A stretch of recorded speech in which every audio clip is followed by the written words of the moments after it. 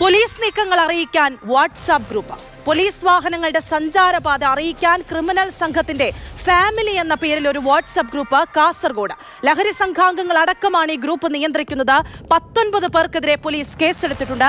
സാരംഗ് സുരേഷാണ് വിശദാംശങ്ങളുമായി ചേരുന്നത്. സാരംഗ്, ലഹരി കേസിൽ അടക്കമുള്ള ഓൺലൈൻ ലോട്ടറി തട്ടിപ്പിൽ അടക്കം പ്രതികളാക്കപ്പെട്ട അല്ലെങ്കിൽ ഇതുമായി ബന്ധപ്പെട്ട് പ്രവർത്തിക്കുന്ന ആളുകൾ ചേർന്ന വാട്സാപ്പിൽ ഒരു ഗ്രൂപ്പ് ക്രിയേറ്റ് ചെയ്യുന്നു. പോലീസ് എത്താത്ത മേഖലയാണോ ഇത്? അതായത് പോലീസിന്റെ സഞ്ചാരപാതയടക്കം പറയാൻ ഇത്തരത്തിലുള്ള ആളുകൾ 80 പേരടക്കമുള്ള ഒരു ഗ്രൂപ്പാണെന്നാണ് മനസ്സിലാക്കുന്നത്. പോലീസ് കേസെടുത്തത് മാത്രമേ ഉള്ളൂ. അറസ്റ്റ് എന്നുള്ള നടപടിയിലേക്ക് കടന്നിട്ടുണ്ടോ?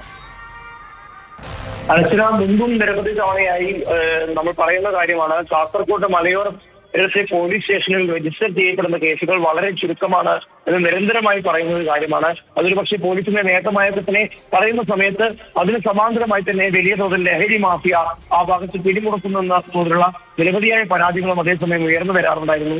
അതോടൊപ്പം തന്നെ ഓൺലൈൻ ചൂതാട്ടത്തിന് വലിയ സാധ്യതകൾ കാസർഗോട്ടെ മലയോരത്തുണ്ട് എന്ന് നിരവധി ക്രിമിനൽ സംഘാംഗങ്ങൾ മനസ്സിലാക്കുകയും അവർ ഇത്തരത്തിൽ കാസർഗോഡിന്റെ മലയോര മേഖല കേന്ദ്രീകരിച്ച് പ്രവർത്തിക്കുന്ന ഒരവസ്ഥയുടെ ഭാഗമായിട്ടാണ് ഇപ്പോൾ ഇത്തരത്തിൽ വലിയ തോതിലുള്ള വാട്സപ്പ് ഗ്രൂപ്പുകൾ രൂപീകരിക്കപ്പെടുന്നത്. തൊട്ടു മുമ്പുള്ള ദിവസങ്ങൾ ഒക്കെ തന്നെ ഓൺലൈൻ ലോട്ടറി സംഘാംഗങ്ങളെ അവിടെ നിന്നും രാജപുരം പോലീസും അതുപോലെ വെള്ളരിക്കുണ്ട് പോലീസും പിടികൂടിയിരുന്നു.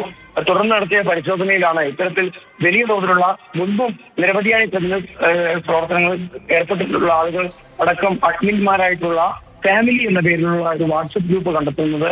ഓരോ പോലീസ് സ്റ്റേഷനിലെയും പ്രധാനപ്പെട്ട വാഹനങ്ങൾ, അതുപോലെ തന്നെ പോലീസ് ഉദ്യോഗസ്ഥന്മാർ സഞ്ചരിക്കുന്ന വാഹനങ്ങൾ എന്നിവയ്ക്കെല്ലാം കൃത്യമായ കോഡ് ഉപയോഗിച്ച് മാർക്ക് ചെയ്തുകൊണ്ടാണ് ഈ വാഹനങ്ങളുടെ സഞ്ചാരപാത കൃത്യമായി അവർ അടയാളപ്പെടുത്തി പോകുന്നത്. കാസർഗോഡിന്റെ മലയോരത്തെ ഓരോ മുക്കിലും മൂലയിലുമുള്ള ആളുകൾ പോലും ഈ ഗ്രൂപ്പിലെ അംഗങ്ങളാണ് എന്നാണ് നമുക്ക് മനസ്സിലാക്കാൻ സാധിക്കുന്നത്. ഇപ്പോൾ ഗ്രൂപ്പിന്റെ അഡ്മിന്മാരായിട്ടുള്ള 3 പേരും ഇന്നത്തെ ദിവസം മാത്രം വിവരങ്ങൾ അപ്ഡേറ്റ് ചെയ്ത 16 പേർക്കുമെതിരെയാണ് മൊത്തം 19 പേർക്ക് എതിരെയാണ് ഇപ്പോൾ പോലീസ് കേസെടുത്തിരിക്കുന്നത്.